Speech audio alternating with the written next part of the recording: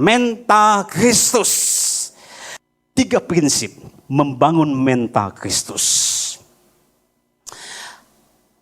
Dasar ayatnya, Filipi 2 ayat 6-8, saya tidak akan bacakan.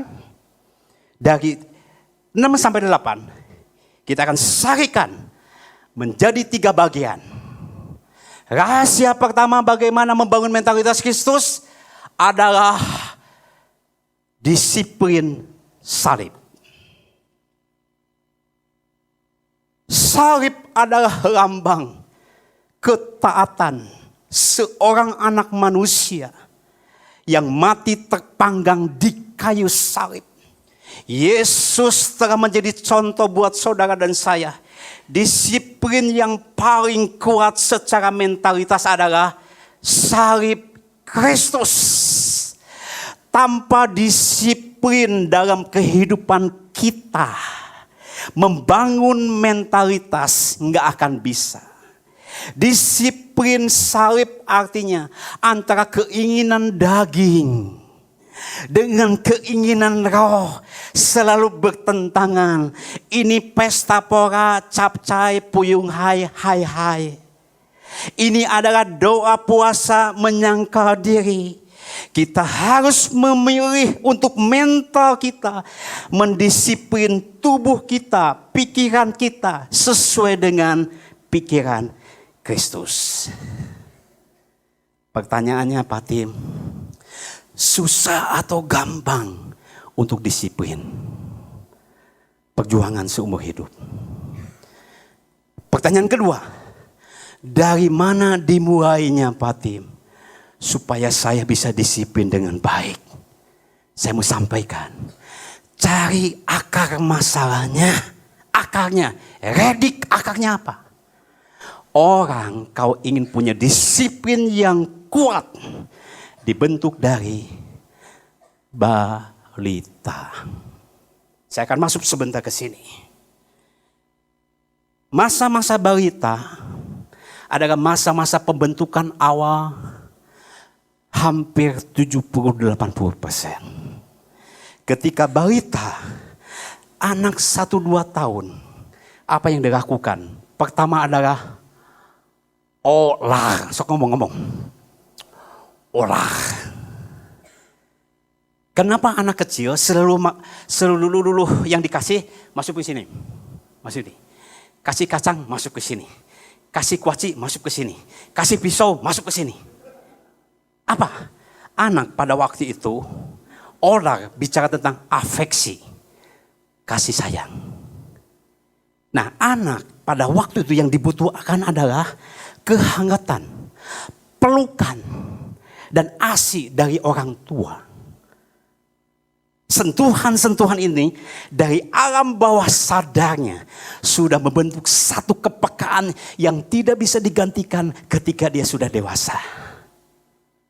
Nah, banyak ibu-ibu yang salah untuk melatih disiplin anaknya minum susu diatur jam 7, jam 10, jam 9, jam 12.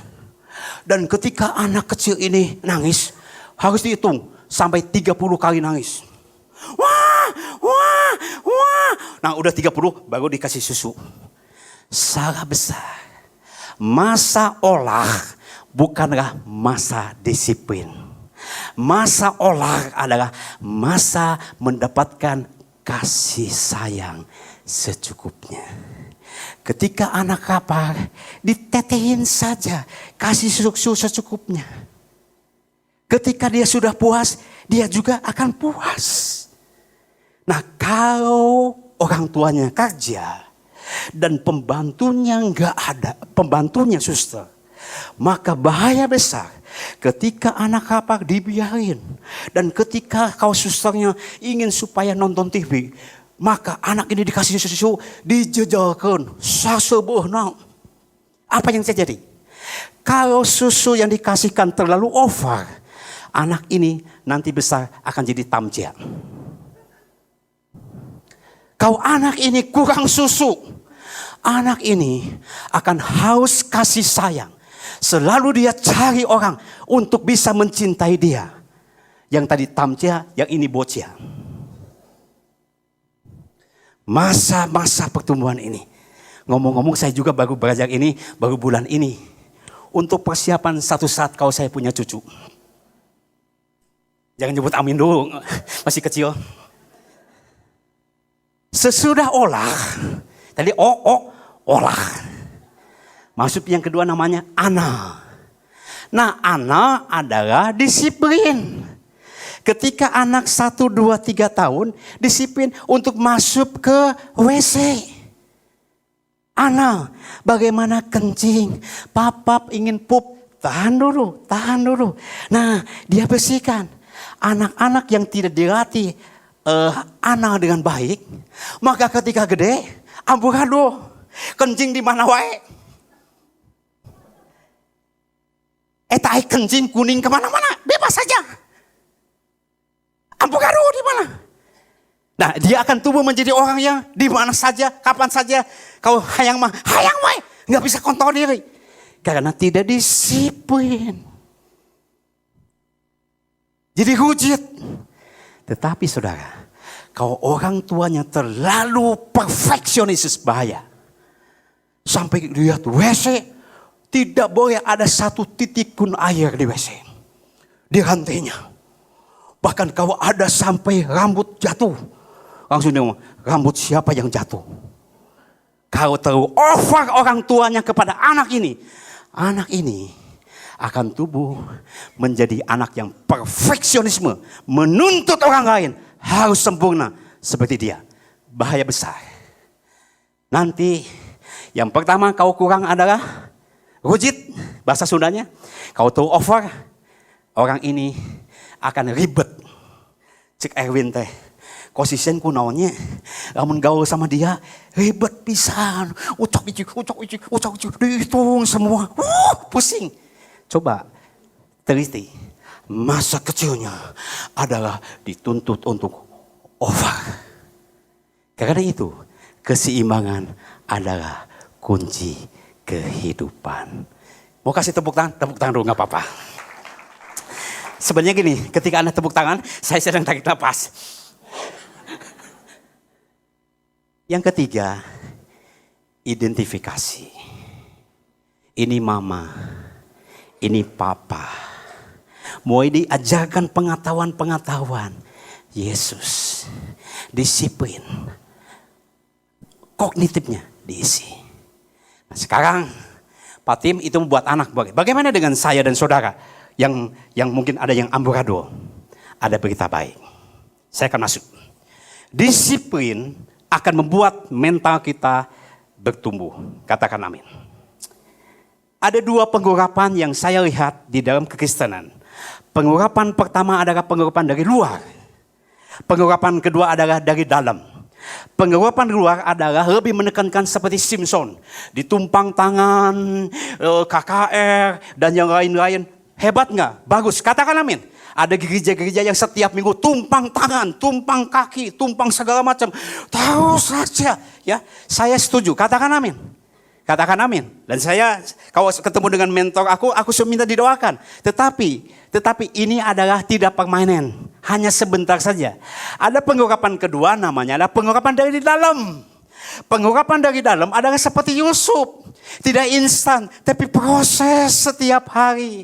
Diasah, difefet, berkorban, sangkal diri, menyangkal diri, pikul salib. Ini proses yang sangat lama. Dan saya melihat saudaraku, mentalitas yang seperti Yusuf melatih mentalitas kita dengan disiplin kepada salib akan membuat kekristenan kita menjadi kuat. Disiplin dalam bidang apa saja. Disiplin dalam pikiran. Pikiran kita harus diisi dengan firman Tuhan. Katakan amin. Firman Tuhan. Ketika kita doa, kadang-kadang para pria banyak sekali pikirannya kemana-mana. Nyebut Yesus, Yesus. Bukannya Yesus, ses ya. Itu harus dilatih. Dilatih dengan baca firman Tuhan. Disiplin di dalam doa. Disiplin renungan firman Tuhan. Disiplin puasa. Mulai dilatih pikiran. Apalagi disiplin mata kita. Pria lemah di mata. Tapi sekarang saya tahu, ternyata wanita juga sama lemah di mata. Satu kali aku ke Singapura sama istri. Di Takasimayan sedang jalan. Tiba-tiba di depan, aya geulis pisan eta awewe. Waduh, eta pinggangnya juga Spanyol, gitar Spanyol. Waduh, aya teh di dia. Waduh, saya sampai gini lupa sama istri.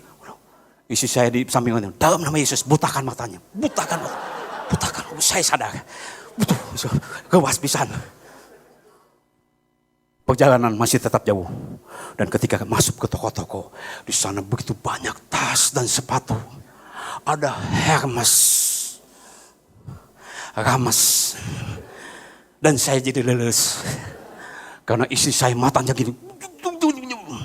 Bagian saya kata, Tuhan, dalam nama Yesus, butakan matanya Tuhan. Kat sudah mulai tipis Tuhan, dalam nama Yesus. Kaget saya. Latih mata kita. Tanpa disiplin mata kita membuka internet setiap hari, jatuh kita. Anda boleh puji-pujian, loncat-loncatkan, tapi kalau mata Anda tidak disiplin, Anda akan habis. Disiplin pikiran, disiplin mata, disiplin nyonyot. Makan itu harus teratur, jangan segala macam tadi makan. Bakso, bapak, bakiak, bangun saya makan. Salah satu contoh, Badek Canda lihat, kau makan pasti cari yang paling enak. Baru dia mau makan. Sangat disiplin.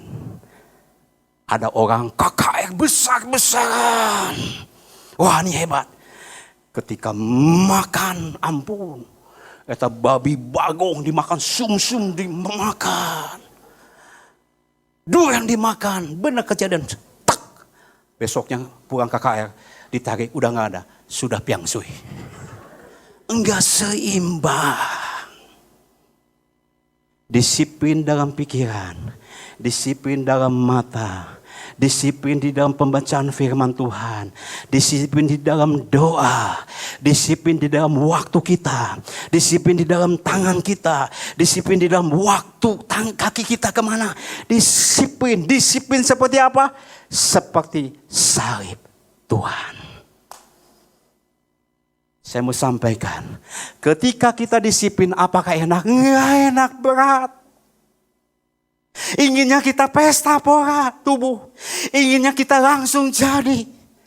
Tapi justru disiplin enggak ada jalan lain. Hanya saliblah, disiplin saliblah yang membuat mental seseorang menjadi mental seorang pemenang lebih daripada pemenang. Beri tepuk tangan untuk Tuhan kita.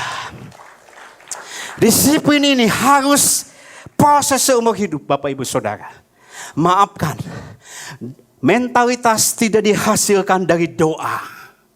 Mentalitas dihasilkan dari tekanan dalam kehidupan. Mentalitas dihasilkan dari tekanan, dari goncangan, dari kefefet, dari sesuatu yang gak enak. Tetapi utamakan Tuhan, karakter kita akan semakin kuat. Ketika kita semakin kuat dan tekanan semakin berat, maka kita akan mengatakan ini, aku gak mampu. Pada saat itulah kita hanya doa mengandalkan kuasa Tuhan. Kuasa Tuhan dengan mentalitas disiplin menjadikan seseorang sangat amat luar biasa. Kok gak ada yang saya tepuk tangan. Kasih karunia tidak mengambil tanggung jawab kita. Justru kasih karunia memampukan kita untuk melakukan tanggung jawab kita dalam semua aspek. Mentalitas next level. Mentalitas harus dilatih mencapai standar yang lebih tinggi. Maafkan sekali lagi saudaraku, spiritual tidak ada ketinggian. Rohani Brother Canda dengan rohani saudara sebagai jemaat sama. Karena Yesus telah mati di atas kayu 100% sama, katakan amin. Saya sampaikan sekali lagi. Spiritual tidak ada level lebih tinggi, termasuk konghi yang lain. Sama di hadapan Tuhan. Katakan amin. Tetapi yang next level adalah mentalitas. Kalau mentalitasnya dilatih kepada sesuatu yang rohani bertumbuh, maka rohaninya akan bertumbuh, berbuah, dan menjadi besar. Katakan amin. Karena itu Bapak Ibu Saudara, kita harus melatih mentalitas, harus naik kelas. Satu kali di Istana Perasa, ada seorang pemuda yang manggil, Kotim. Jekitan. Ayah naon, kok saya udah ikut training Dare to Change. 2 minggu saya berubah. Saya semangat kerja. Saya semangat ibadah. Tetapi setelah 2 minggu kececes. Aku masih seperti yang dulu. Balik lagi. Saya tanya sama dia, umur kamu berapa? 25 tahun. Oh, kamu sikat gigi selama 25 tahun sekali atau berapa kali? Kotim nyinggung saya. Atau sekali mah bau jigong atuh. Seumur hidup saya belajar untuk sikat gigi. Sehari 2 kali minimal. Jadi udah berapa kali? Ratusan ribu kali. Saya tepuk bahunya. Nak, untuk sikat gigi saja kamu seumur hidup sikat gigi terus menerus untuk supaya jangan bau jigong. Sekarang kamu ingin bertumbuh, kamu ingin sukses dalam Tuhan dan dalam pekerjaan. Hanya ikut seminar sekali, mungkin nahi merekete. Seumur hidup kamu harus tetap belajar. Saya peluk anak muda laki-laki ini. Nak, usia Koko sekarang udah ABG, aku baru gocap. Koko karena Tuhan melayani, tulis buku 20, jadi dosen dan yang lain-lain. Tapi tahu nggak, seumur hidup saya belajar setiap hari. Kemarin aja untuk persiapan saya tidur jam 1, jam 2 saya belajar. Saya belajar marketing, saya belajar firman Tuhan, saya belajar NLP lagi, saya belajar jadi konsultan. Seumur hidup saya belajar. Padahal usia saya 54. Sampean 25 nggak belajar. Stop learning, stop leading. Stop learning, stop preaching. Stop learning, Anda sudah mati. Kita harus belajar terus seperti Kristus Tuhan Raja. Beri tepuk tangan untuk Tuhan kita. Katakan yes. Katakan yes. Gereja ICC begitu sangat kayanya. Kemarin ada James Quick dilatih tentang finance. Kemarin bicara tentang Yusak Badudu tentang parenting itu penting. Kalau tidak anak jadi genting, senting, muting dan bunting. Belajar itu lagi. Minggu kemarin dari Malaysia belajar lagi. Betapa kayanya gereja ini. Mari bergandengan tangan. Terus belajar untuk next level. Stop kita belajar. Kita sudah expired. Mari kita upgrade. Supaya up to date. Dan bertumbuh. Katakan amin. Yang terakhir, selesai. Siap-siap Brother Eric. Yang terakhir. Yang ketiga. Tuhan selalu memakai hati yang hancur. Orang-orang yang sudah nyaman, aman, suratman. Enggak bisa dipakai Tuhan. Tuhan selalu memakai orang yang hancur, passion. Tuhan tidak memandang rendah orang yang remuk hatinya. Orang-orang yang dipakai Tuhan adalah orang-orang yang remuk hatinya kepada jiwa-jiwa. Orang-orang yang dipakai Tuhan adalah hatinya haus, selalu rendah hati, ingin belajar. Karena itu saya mau sampaikan kepada para anak-anak muda. Biasa teman, kalau Anda broken heart, sudah biasa sakitnya di sini. Biasa, jangan Anda cari dukun cinta bertolak, dukun bertindak, jangan. Sudah biasa dalam hidup kita broken dream, impian kita nggak kecapai, jangan menyerah, katakan amin. Sudah biasa dalam hidup kita ada broken home, mama papa kita cerai dan segala macam. Biasa dalam hidup kita. Justru Tuhan bisa memakai hati yang hancur untuk dijadikan alat yang tanpa batas untuk Tuhan. Poinnya adalah terakhir, Yesus disiplin, disalib, taat sampai mati. Yang kedua, disalib Yesus adalah next level yang paling tinggi ketika disalib. Yang ketiga, Yesus yang paling tinggi adalah ketika dia disalib, Tuhan menjadi manusia, hamba, dan mati seperti binatang di kayu salib.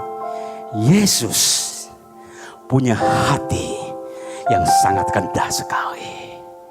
Brother Eric, majulah ke depan. Kita akan selesai.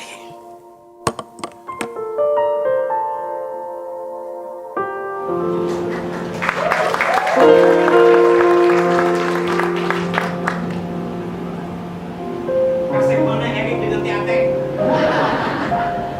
Subhanallah, katanya paling kasih di dunia adalah Eric. Tapi kata istri saya di syuting motif saya paling tak. Oke, berapa dari kamu? 70 skor, badan kita hebat. Oke, buka tangannya. Aku buka tangan. Tolong diangkat tapi badan kita waktu awal di atas. Angkat. Kasih di bawah sekali lagi. Yang ke bawah ini. Ya, bisa ya. Buka. Susah kan? Susah saudara. Padahal badan kayak gitu ada juara Singapura, tapi belum kejadian. Susah kan? Bagaimana caranya berdiri supaya saya bisa diangkat? Sederhana sekali. Ya, turun. Oh, angkat saya. Belum bisa.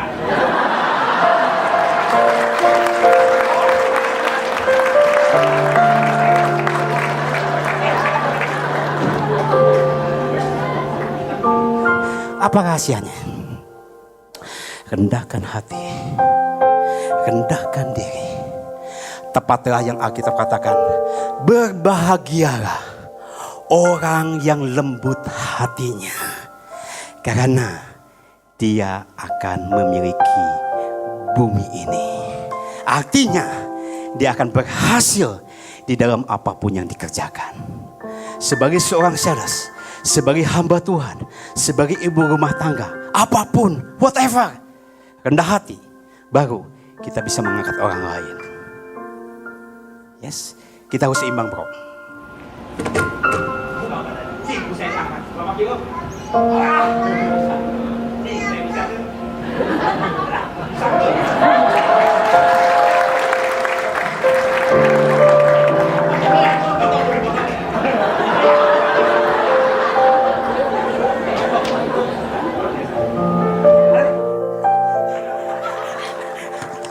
Berat,